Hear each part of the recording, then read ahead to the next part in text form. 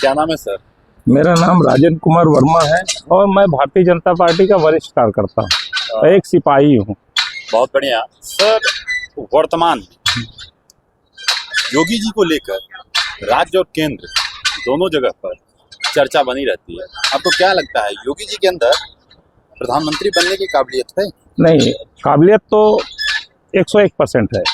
इसलिए मैं कहता हूँ क्योंकि मैं जानता हूँ वो जब अभी मैं गया था माननीय आदित्य योगी नाथ जी के वहाँ, तो वहाँ ऐसा कुछ देखने को नहीं मिला। वो 5 कालिदास मंदिर मतलब वहाँ वो तो राज दरबार लगता है और वो खड़े होकर सब कार्यकर्ताओं से, चाहे कोई किसी भी धर्म का हो, वहाँ कोई धर्म से मतलब नहीं रहता, वहाँ प्रोटोकॉल जरूर रहता है। वहाँ जाएंगे सब लोग, अपना सामान जमा करेंगे, उनका सामान चेक होगा और फिर अंदर जाते हैं और सबके हाथ कुर्सियाँ लगी रहती है, वो सब कुर्सी पे बैठ जाते हैं।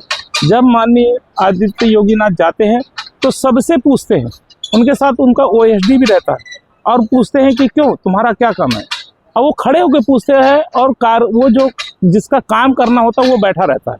ये बहुत बड़ी चीज है और ये क्या है, हर जगह हर राज्यों में ऐसा दिखाई नहीं देता। ये माननीय आदित्य योगी नाथ जी है, वहाँ ऐसा नहीं, कुछ नहीं। जो आदमी गलत करता है, चाहे वो किसी भी धर्म का हो, उसको कठोर दंड का सामना करना ही पड़ता है, चाहे कोई भी किसी भी धर्म का हो, उनसे मतलब नहीं है। और अभी तो कुछ दिन पहले एक ऐसी बात आई थी, तो उन्होंने साहब भारतीय जनता पार्टी के वरिष्ठ कार्यकर्ता था, उसको भी बुला के डांटा कि इस तरह की भाषा का इस्तेमाल मत करो। ये देखो क्या है, अभी आने वाले समय में वो बड़े उच्च पद पे और प्रधानमंत्री की कुर्सी पे भी विराजमान होंगे और उनके काम करने का तरीका भी अलग रहेगा।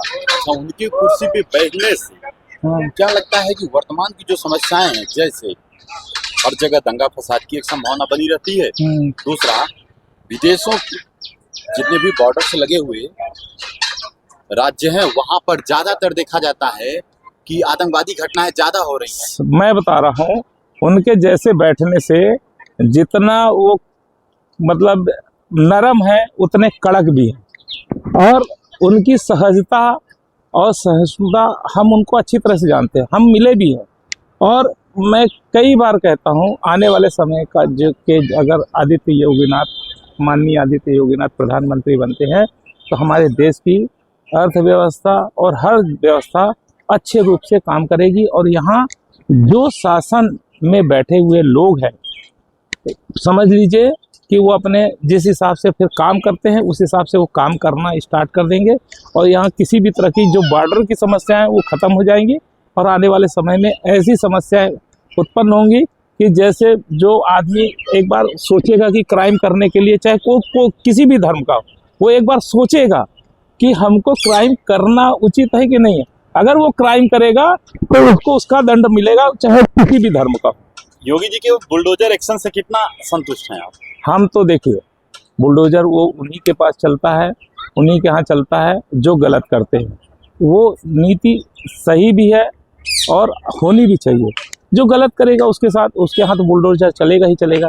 पर ये जो हमारे यहाँ के छोटे छोटे कार्यकर्ता है, ये है कभी कभी आदित्य योगीनाथ के भी जो बोलते हैं उसको सही तरीके से नहीं समझ पाते और उसको गलत तरीके से डिबेट करते, वो गलत। क्या संभावना है दिल्ली में बीजेपी सरकार आ गई तो जो मूल समस्याएं थी, गंगा जी की सफाई, बाढ़ पर नियंत्रण, प्रदूषण पर नियंत्रण और सड़कों का मरम्मत, ये सब सुधार हो पाएगा? भाई साहब, यमुना तो अभी आप देख लीजिए, आधी यमुना साफ होते हुए नजर आ गई। आप जगह जगह मैंने वीडियो भी डाले हैं, जगह जगह आप देख लीजिए सफाइयों का आलम बहुत तेजी से हो रहा है।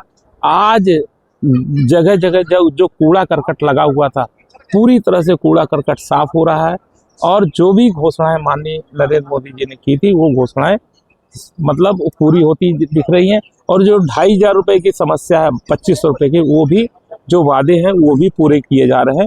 अब थोड़ा धीरे धीरे देखते जाओ, सब होगा। क्या संदेश देना चाहेंगे उन कार्यकर्ताओं को जो अभी की स्थिति में बीजेपी के ऊपर वार कर रहे हैं?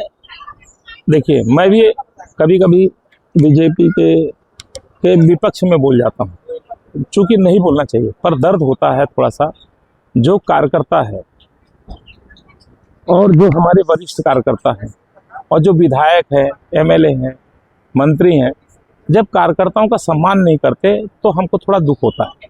तो ये है कि माननीय नरेंद्र मोदी जी से अनुरोध है, हाथ जोड़ के अनुरोध करता हूँ, और माननीय अमित शाह जी और बिल संतोष जी से, कि जो भी विधायक है, मंत्री है, एमएलए हैं, उनको ये मार्गदर्शन दे कि भाई कार्यकर्ताओं का सम्मान करें। जैसे माननीय नरेंद्र मोदी जी कहते हैं कि भारतीय जनता पार्टी के जो कार्यकर्ता है रीढ़ की हड्डी है, और वो सम्मान करते भी। देखिए मेरी तबीयत अभी खराब हो गई थी बीच में, तो माननीय नरेंद्र मोदी जी ने साफ इस बोला था कि देखो उसकी तबीयत खराब हो गई, उसको पानी पिला।